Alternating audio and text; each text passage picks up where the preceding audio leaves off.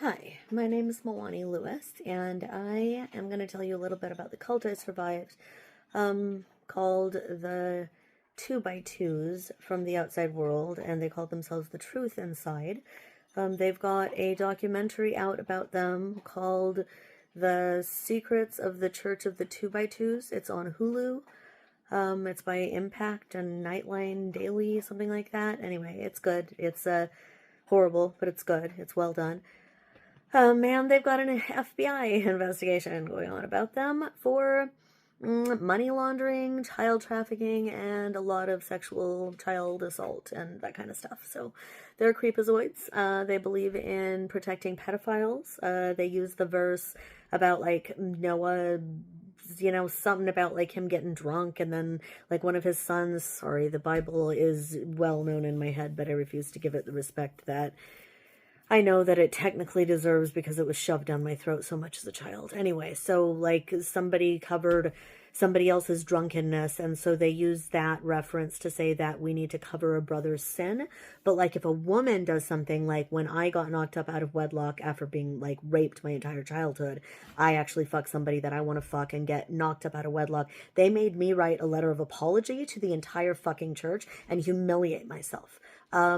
But when I outed my rapist, they didn't even make the rapist apologize to me. They didn't even take them out of the respect of the church at all. They just basically told me to shut the fuck up and that their rapist had done no harm because I couldn't prove it. And that my molester, my original sodomizer, my darling father, that he had never done it because he swore that he hadn't, and he was a great, righteous, wonderful man, who everybody, including my sisters and my mother, glorified at the end. They all put their handprints in his grave and sang a goodbye song at his grave, and I alone spoke and told the world that he was a monster. And my cousin strangled me, like grabbed me by my neck and put me up against a wall and said if I said another word that he would fucking kill me, because I wasn't allowed to say anything against my father, because his brother had the right to grieve a good man who had died. Yeah, anyway, and then my sister told me that I shouldn't have caused trouble. So whatever.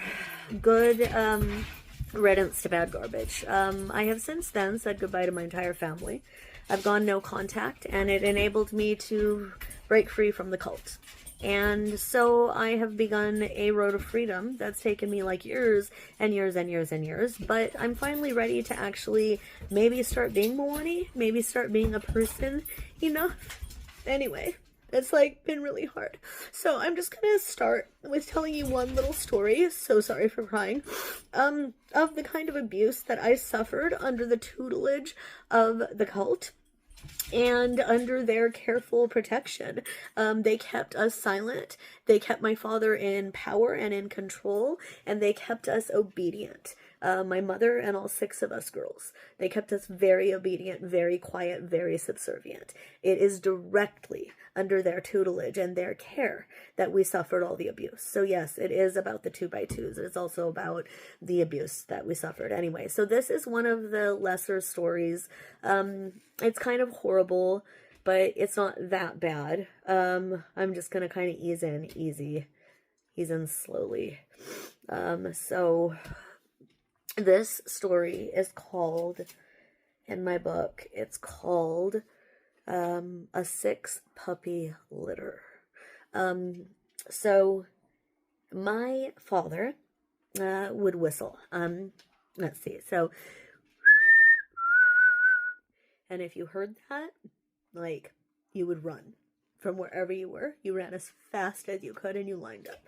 And you lined up oldest to youngest.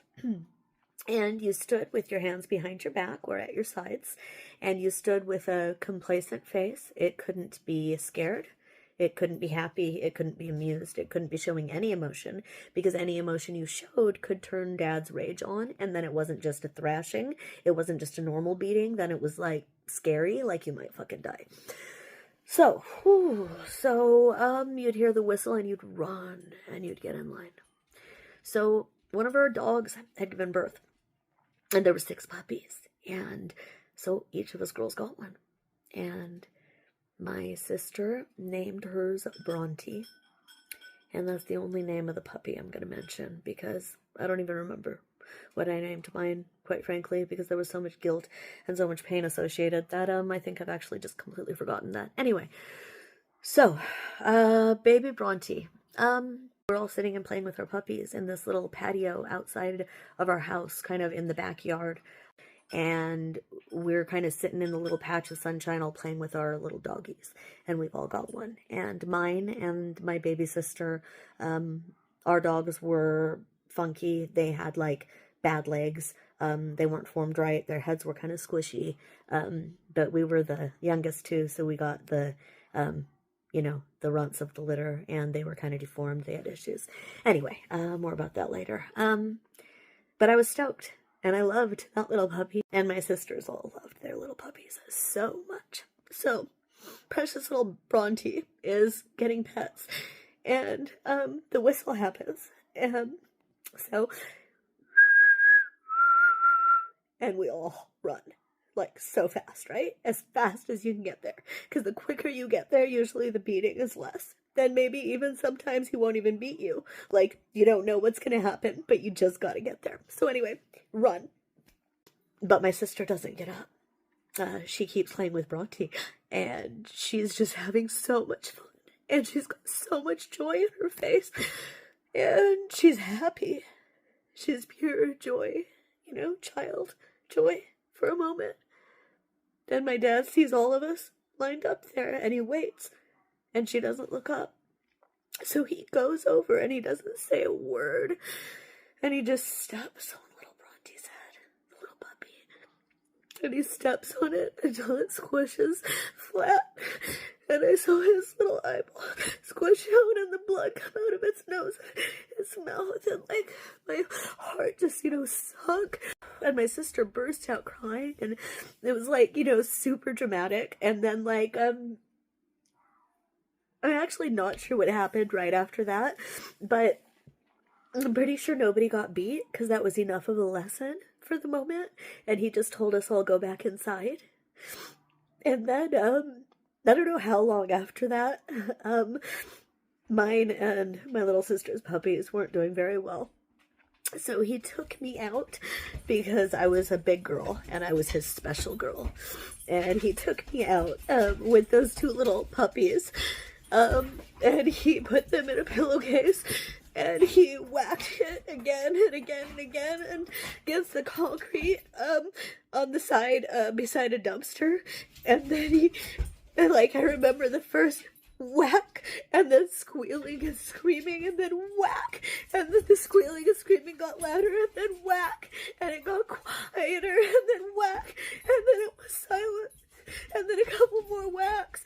Then I remember sitting there. I was in the truck that we'd driven to the dumpster in, and I'm watching, and he can see me watching. He's like doing it right outside the window where I can watch, and he sees me watching, and he's making sure, that I'm reacting right, and he's like making eye contact with me while he's fucking killing my puppy, and I couldn't do anything but just kind of look.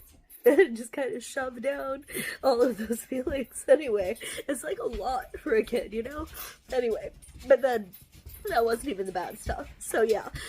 Whew. So I'm gonna go ahead and I'm gonna publish that book. Probably in the next few days here, and it's gonna really be hard because like the stuff that happened, babies, please stop. Ugh. The stuff that happened was like really bad.